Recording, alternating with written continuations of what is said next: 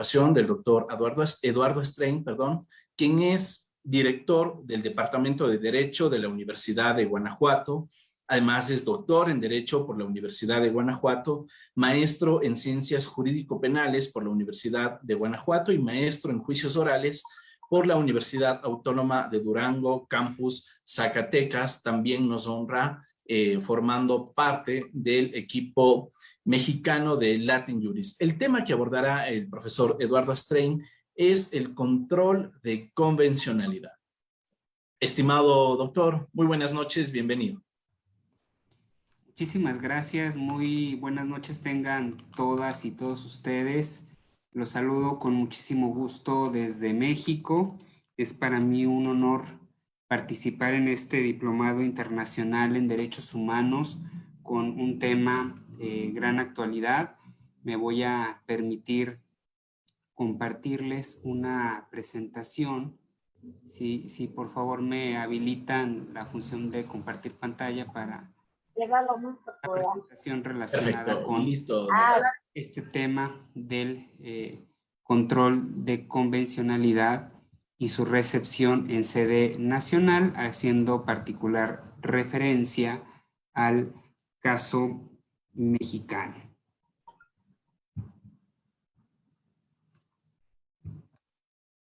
Bueno, tenemos que partir de diversos acontecimientos históricos que se suscitaron durante gran parte del siglo pasado y que se tradujeron en violaciones graves a derechos humanos de las personas. Particularmente nos referimos a los acontecimientos que sucedieron durante la Segunda Guerra Mundial y todas las atrocidades que se vivieron en el régimen nazi, pero también nos referimos a distintos regímenes dictatoriales que sucedieron en diversas regiones de América, Asia, Europa y África. Y frente a estas graves violaciones a derechos humanos, pues la comunidad internacional vio la necesidad de limitar la soberanía de los estados y por lo tanto establecer o reconocer derechos humanos que se tenían que sumar a los ya establecidos en los órdenes internos de los estados. La gran mayoría de las constituciones contienen dos apartados. Uno de ellos se refiere a la parte orgánica, donde se establece todo las funciones, las competencias de los órganos del Estado, y también un apartado conocido como dogmático, en el que se establecen o reconocen los derechos humanos para todos los gobernados. Sin embargo, parecía que esta regulación pues no fue suficiente para que efectivamente se respetaran esos derechos frente a esos acontecimientos históricos pues, que negaban tales derechos. Y por ello se fue conformando el llamado Derecho Internacional de los Derechos Humanos, que se distingue del tradicional derecho internacional público en atención a que en este derecho internacional de los derechos humanos,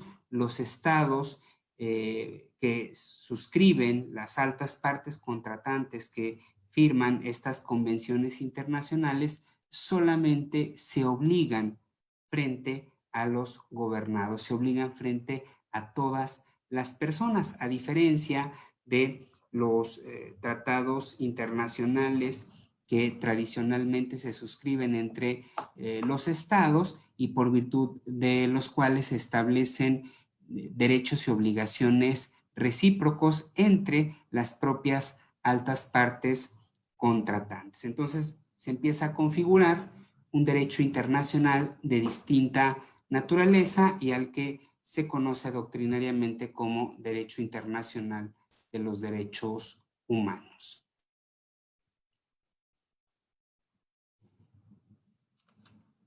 Y precisamente para garantizar esos derechos humanos contenidos en convenciones internacionales, se crean pues mecanismos de protección y se empiezan a conformar sistemas regionales de protección de derechos humanos. Y estos sistemas regionales garantizan el corpus juris internacional de los derechos humanos. En el caso de América, se conformó el Sistema Interamericano de Derechos Humanos en el marco de la Organización de los Estados Americanos, es decir, los pueblos de América, los pueblos que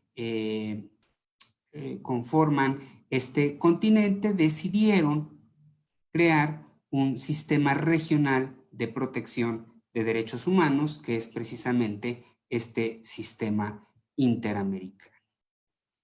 Está conformado por dos órganos, la Comisión Interamericana de Derechos Humanos y la Corte Interamericana de Derechos Humanos. Corresponde al primer órgano precisamente la investigación de aquellos hechos que se consideren violan los derechos humanos contenidos en las convenciones internacionales que forman parte del propio, para en su caso llevar a cabo una demanda al Estado que no ha cumplido con sus compromisos internacionales ante la Corte Interamericana, que es un tribunal jurisdiccional que resuelve en definitiva estas controversias y que se considera el órgano máximo de aplicación y de interpretación de este corpus juris internacional de los derechos humanos relacionado con el sistema interamericano. ¿Cuáles serán estos tratados en materia de derechos humanos que conforman este corpus juris internacional? Pues el principal órgano, perdón, la principal convención es la Convención Americana sobre Derechos Humanos, que precisamente regula las competencias y actuaciones de los órganos a que nos hemos hecho referencia, la Comisión y a la Corte Interamericana de Derechos Humanos. La Convención Interamericana para Prevenir y Sancionar la Tortura, la Convención Interamericana para Prevenir, Sancionar y Erradicar la Violencia contra la Mujer, la Convención Interamericana sobre Desaparición Forzada de Personas, la Convención Interamericana para la Eliminación de la Discriminación contra las Personas con Discapacidad, el protocolo adicional a la Convención Americana sobre Derechos Humanos en materia de derechos económicos, sociales y culturales, y el protocolo de la Convención Americana sobre Derechos Humanos relativo a la abolición de la pena de muerte. Estos son los tratados básicos que conforman el corpus juris internacional de los derechos humanos en el sistema regional interamericano. Ahora, pues tenemos que ser muy enfáticos en señalar que este corpus juris no sustituye al orden jurídico interno, sino que más bien viene a complementar. Es decir, esos derechos humanos de fuente convencional, de fuente internacional, vienen a sumarse al catálogo de derechos humanos de fuente constitucional. Bueno, se afirma que este sistema interamericano tiene un carácter subsidiario. El respeto, la garantía de los derechos humanos debe corresponder a los estados que suscriben los tratados internacionales, de tal suerte que excepcionalmente se debe de acudir al sistema cuando precisamente ese estado ha incumplido con alguna de sus obligaciones.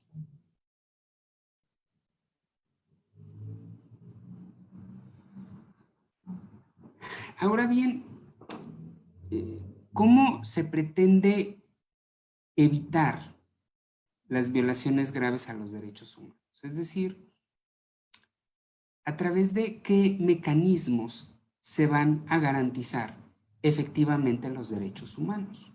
De tal suerte que lo que se pretende es precisamente evitar que se lleven a cabo estas violaciones. Pues se hace a través de dos vías. Una es la responsabilidad internacional objetiva del Estado y una segunda vía es a través de la responsabilidad penal individual. Esto quiere decir que, dada la importancia de los derechos humanos contenidos en los tratados internacionales, estos se convierten en bienes jurídico-penales, bienes que requieren la protección del recurso más drástico con el que cuenta el Estado para resolver los conflictos sociales. Ese recurso más drástico es la pena pública. Entonces, un mecanismo de garantía de los derechos humanos frente a las autoridades es precisamente la responsabilidad objetiva del Estado, pero otro mecanismo, no solo frente a autoridades, sino también frente a particulares, para evitar estas violaciones, es a través de la criminalización de comportamientos, a través de la penalización de aquellas conductas que lesionan gravemente los derechos humanos. Y ahora nos vamos a centrar precisamente en el llamado control de convencionalidad, que esta es una institución creada por la Corte Interamericana de Derechos Humanos para contrastar o confrontar los derechos humanos establecidos particularmente en la Convención Americana sobre Derechos Humanos, aunque el concepto pues pretende la efectiva aplicación no solamente de esta convención, sino de los distintos instrumentos internacionales que conforman ese corpus juris internacional de los derechos humanos a que me he referido. Y bueno, este control de convencionalidad puede ser ejercido por los jueces que integran la Corte Interamericana y entonces se habla de un control convencional concentrado, o por los jueces nacionales de los estados parte y entonces se habla de un control convencional difuso. Este control de convencionalidad, también conocido como control de internacionalidad, tuvo su origen en diferentes votos concurrentes emitidos en diversos casos por parte del juez mexicano Sergio García Ramírez. Este jurista mexicano fue juez, vicepresidente y presidente de la Corte Interamericana. Antes de tener el encargo de la vicepresidencia y de la presidencia, fungiendo solamente como juez, llegó a emitir diversos votos concurrentes respecto de las resoluciones de algunos casos de la Corte, en donde reconocía que la Corte Interamericana llevaba a cabo una función parecida a la que llevaban a cabo los tribunales constitucionales. Decía el juez García Ramírez que el Tribunal Constitucional analiza, estudia un acto de autoridad y lo confronta con la Constitución, de tal suerte que si ese acto de autoridad es incompatible, lo nulifica ejerciendo un control de constitucionalidad. Y entonces señalaba el profesor García Ramírez que la Corte Interamericana tenía una función similar con relación a la Convención Americana sobre Derechos Humanos. Decía, nosotros como tribunal interamericano, tribunal regional, tenemos como función la de confrontar los actos de autoridad estatales con el propósito de analizarlos, confrontarlos con la Convención Americana sobre Derechos Humanos y de resultar incompatibles esos actos de autoridad con dicha convención, entonces los nulificamos, ejerciendo una especie de control de convencionalidad o control de internacionalidad. Y este control de convencionalidad no corresponde exclusivamente al Tribunal Interamericano. Decía el profesor García Ramírez, los jueces de los estados también deben llevarlo a cabo, tomando en consideración el carácter subsidiario o complementario del sistema interamericano, puesto que corresponde a las autoridades de los estados velar por el cumplimiento de la Convención Americana. Entonces, estos jueces nacionales también deben llevar a cabo un control de convencionalidad, pero en este caso va a ser un control de convencionalidad difuso.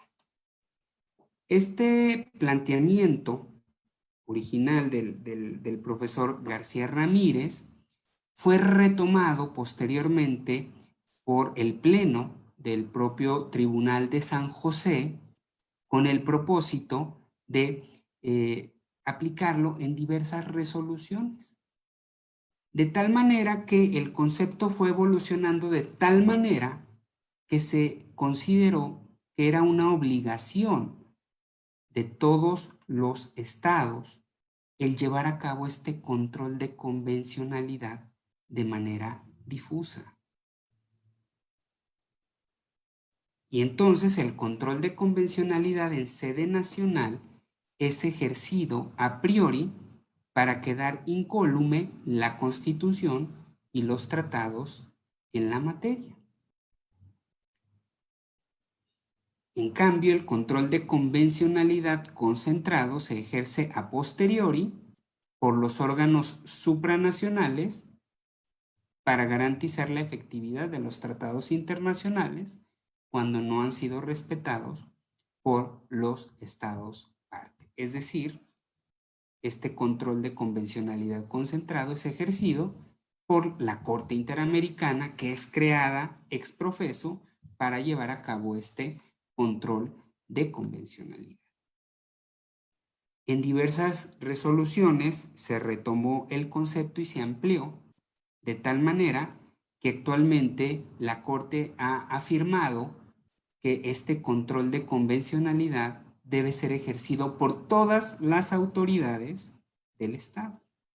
Originalmente fue concebido para ser ejercido por los jueces nacionales, pero ahora se señala que debe ser ejercido por todas las autoridades estatales. De tal suerte que al ejercer el control de convencionalidad, entonces se hace efectivo el tratado internacional respectivo y por lo tanto se hace innecesaria la activación del sistema interamericano.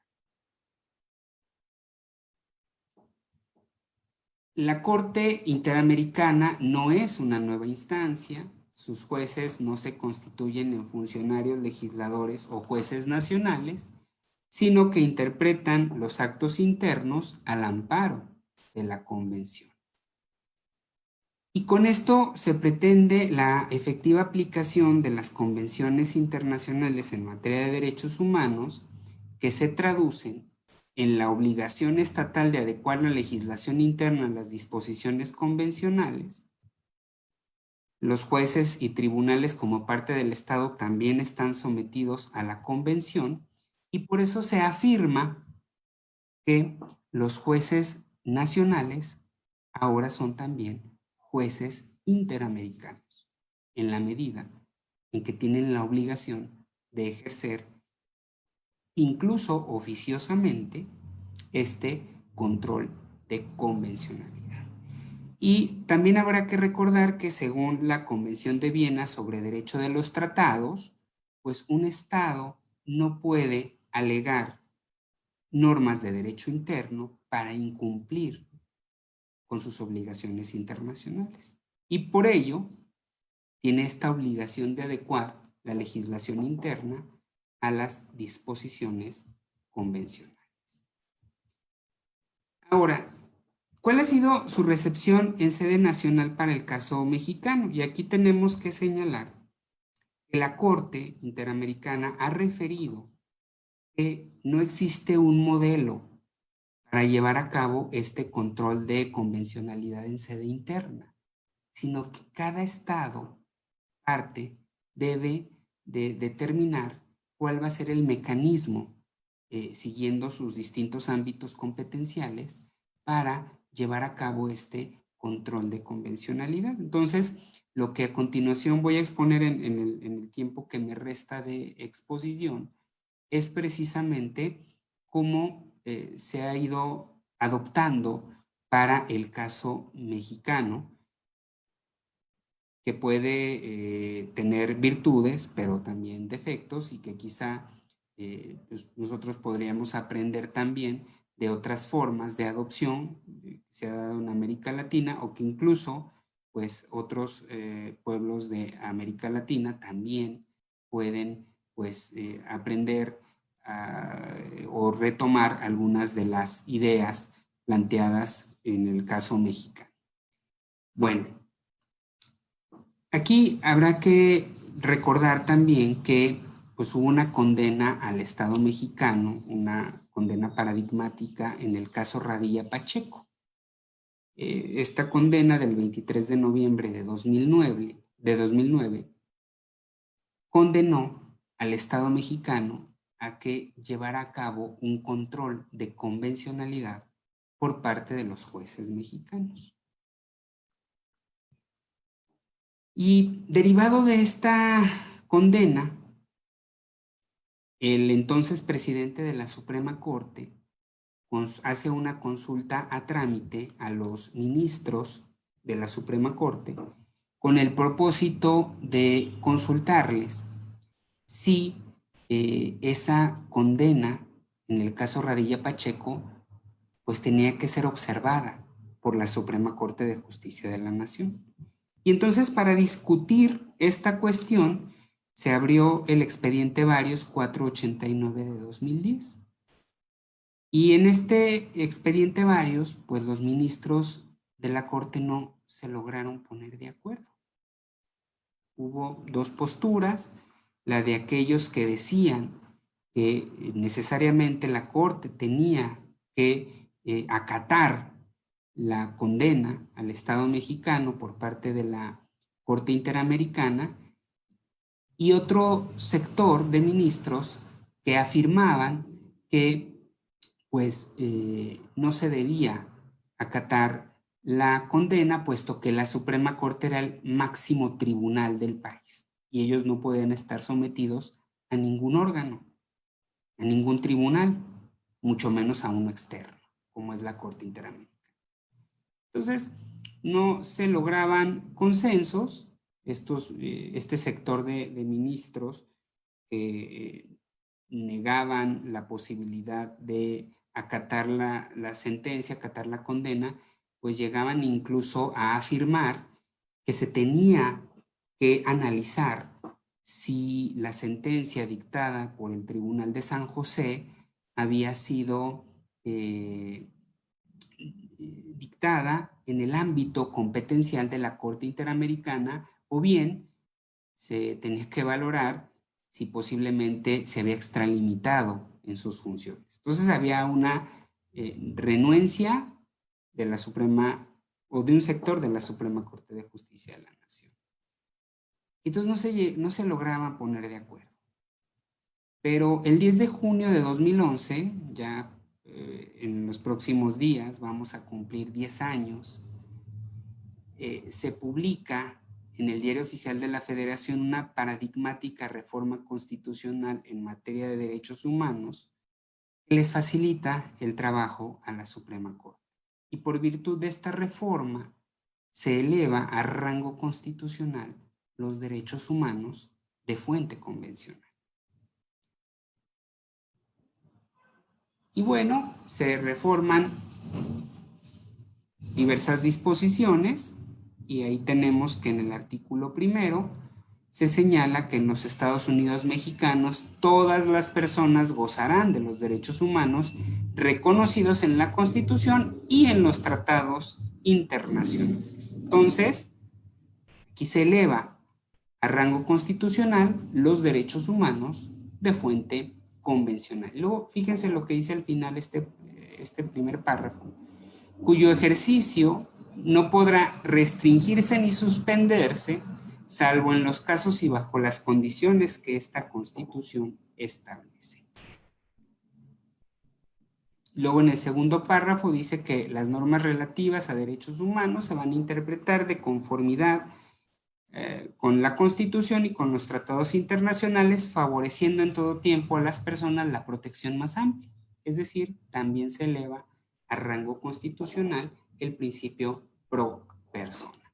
Y en el tercer párrafo se señala que todas las autoridades en el ámbito de sus competencias tienen la obligación de promover, respetar, proteger y garantizar los derechos humanos. Y entonces en este tercer párrafo encontraron los ministros la fuente para el control de convencionalidad. Todas las autoridades tienen la obligación de garantizar los derechos humanos y, como lo hemos señalado, el control de convencionalidad es un mecanismo para garantizar tales derechos. Y entonces, en el expediente Varios 912 de 2010, ya en el marco de esta reforma, pues se determinó que todas las autoridades de cualquier jerarquía, independientemente de que las partes lo invoquen o no, es decir, de oficio, pues tienen la obligación de revisar los actos y la normativa interna que se pretende aplicar en un caso concreto para determinar si es conforme con la Convención Americana sobre Derechos Humanos y, en caso de que no lo fuera, dejar de aplicar esa normatividad interna y, por lo tanto, dándole un efecto útil a la convención. Es decir, la Corte determinó que todas las autoridades debían llevar a cabo un control de convencionalidad ex oficio. Y luego señaló que las autoridades no debían aplicar preferentemente la normativa y jurisprudencia convencional para dejar de aplicar la nacional, sino antes bien tratar de armonizar la normativa interna y con la convencional. Y por ello se afirma que ahora los jueces internos son jueces de constitucionalidad y de convencionalidad. Y entonces, si eventualmente prevalece lo establecido en el bloque de constitucionalidad, Constitución y Derechos Humanos en tratados internacionales, el control de convencionalidad puede ser considerado una garantía constitucional o mecanismo de control constitucional a priori.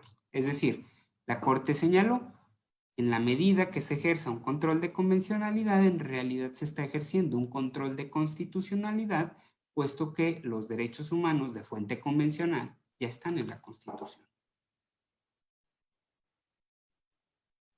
Y entonces determinó 3 pasos. Una interpretación para llevar a cabo este control de convencionalidad. Una interpretación en sentido amplio,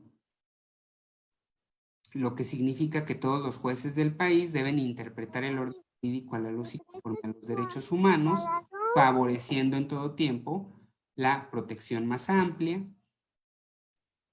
Una interpretación conforme en sentido estricto, pues cuando haya varias interpretaciones, los jueces deben de preferir aquella interpretación que la haga acorde con los derechos humanos contenidos en la Constitución y en los tratados internacionales, y ya en el último paso, inaplicar la ley cuando las alternativas anteriores no sean posibles.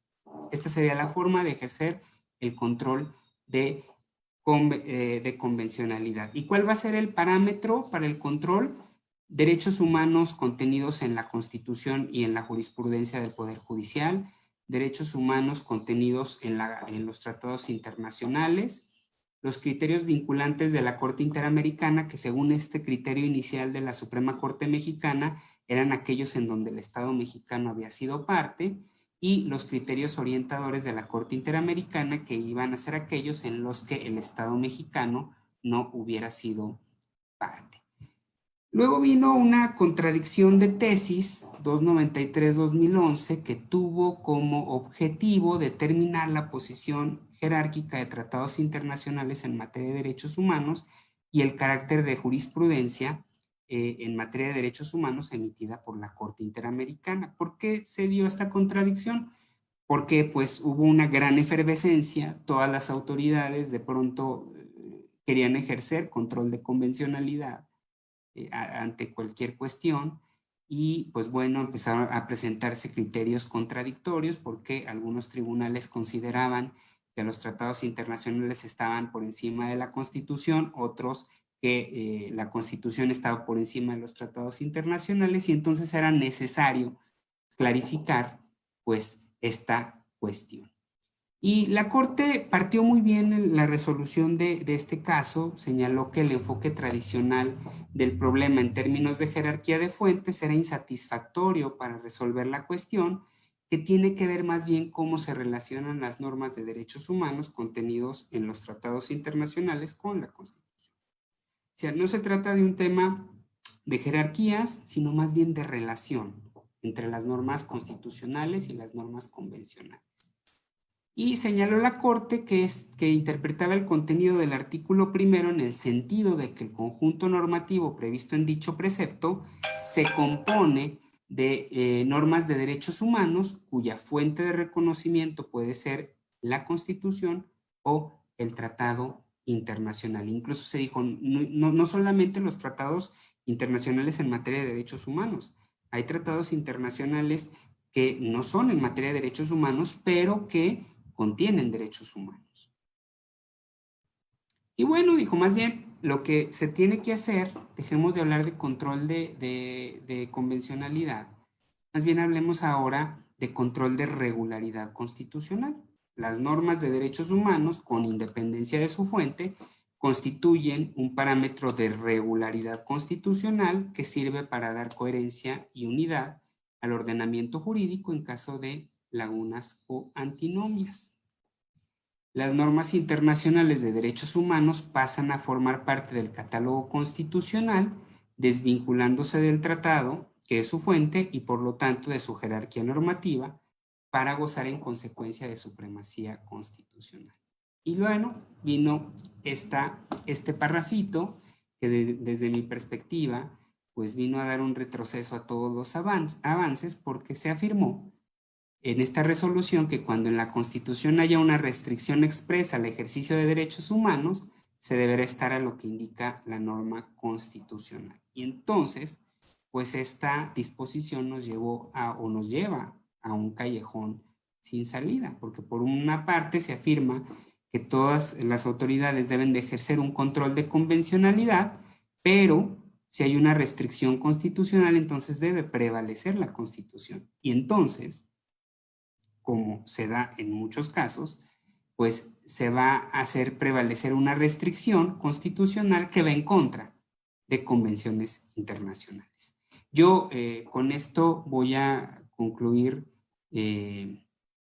mi participación y quedo a sus órdenes por si existe alguna duda o comentario. Muchísimas gracias, estimado profesor, por compartirnos su ponencia. Por aquí tenemos una pregunta en redes sociales. Nico Gamiz nos dice, doctor, según su criterio, ¿el control de convencionalidad es solo para el caso en cuestión o tiene efectos erga omnes? En mi país, Argentina, el control de constitucionalidad consagrado es solo para el caso en cuestión. Muchas gracias.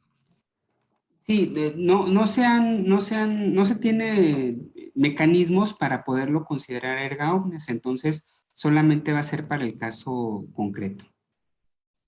Yo pensaría que se tienen que, pues, establecer mayores mecanismos para regular este control de convencionalidad. Incluso me parece que el tratamiento que da la Corte, como acabamos de ver, un tanto contradictorio con la contradicción de tesis 293, pero aún así, además de ser contradictorio, me parece que es insuficiente. Ok, doctor. Vamos con la pregunta de Gustavo Hernández Rivera. Lo escuchamos, Gustavo. Muchas gracias, querido maestro, muchas gracias por esa exposición. Mi pregunta sería, con lo que nos acaba de señalar de la restricción constitucional, que en el caso de que exista debe prevalecer, ¿qué pasa realmente con el principio pro persona? ¿Es una realidad en nuestro país, México, ese principio, maestro, o tendríamos que dudar de la aplicación del principio pro persona en México? Sí, fíjese, licenciado, qué bueno que lo comenta. Pues la idea original en la contradicción de tesis 293 era que en caso de antinomias, pues estas fueran superadas con el principio pro persona. Y pues resulta que cuando vuelven al tema de jerarquías, pues entonces ese principio pro persona solamente queda en una buena intención, porque finalmente hay una gran cantidad de restricciones constitucionales a derechos humanos de fuente convencional en nuestro país, y entonces eso implica o evidencia un claro incumplimiento de nuestro país a sus obligaciones internacionales. Entonces sí, creo que el principio pro persona está pues simplemente como una buena intención del segundo párrafo del artículo primero constitucional. Muchas gracias, maestro. A usted. Ok, muy bien. Apreciados cursantes, por favor, si es que tuvieran otra pregunta, recuerden levantar su mano previamente. Hay una pregunta de Pedro Pereira en redes sociales, dice, pero si hay una restricción a la Constitución, ¿por qué prima la Convención? Supongo que intenta decir. Porque Sí, dice, ¿por qué prima la Constitución? sí, bueno, debe de prevalecer la convención porque, insistimos, cuando un Estado suscribe un tratado internacional, se obliga a determinadas cuestiones, y una de ellas es a observar a esos derechos humanos. Cuando un Estado se somete a una competencia contenciosa de un tribunal internacional en ejercicio de su soberanía, está cediendo su soberanía. Por eso afirmamos que los derechos humanos se constituyen como un límite a la soberanía de los estados. Entonces, la Constitución no puede restringir derechos humanos en perjuicio de tratados internacionales. Es decir, el hecho que esté en la Constitución no hace legítima por sí misma a una restricción. Eso es algo que el constituyente mexicano, el constituyente permanente, no ha logrado comprender, porque siempre que se afirma que una determinada figura es inconstitucional, entonces se pretende resolver esa inconstitucionalidad elevándola a rango constitucional. Y eso, desde luego, no siempre es legítimo. Perfecto, muchísimas gracias, apreciado profesor, por habernos acompañado. Felicitaciones por su ponencia, se las traslado de los comentarios que están aquí y también de las redes sociales. Ha sido un gusto, profesor. Muchísimas gracias y pues le cedo la palabra para que pudiera despedirse de esta audiencia. Muchísimas gracias, para mí siempre es un honor y espero pronto que nos volvamos a encontrar. Que tengan una excelente noche. Hasta luego. Hasta pronto, estimado profesor. Ok, y con todos ustedes, apreciados cursantes, a continuación vamos con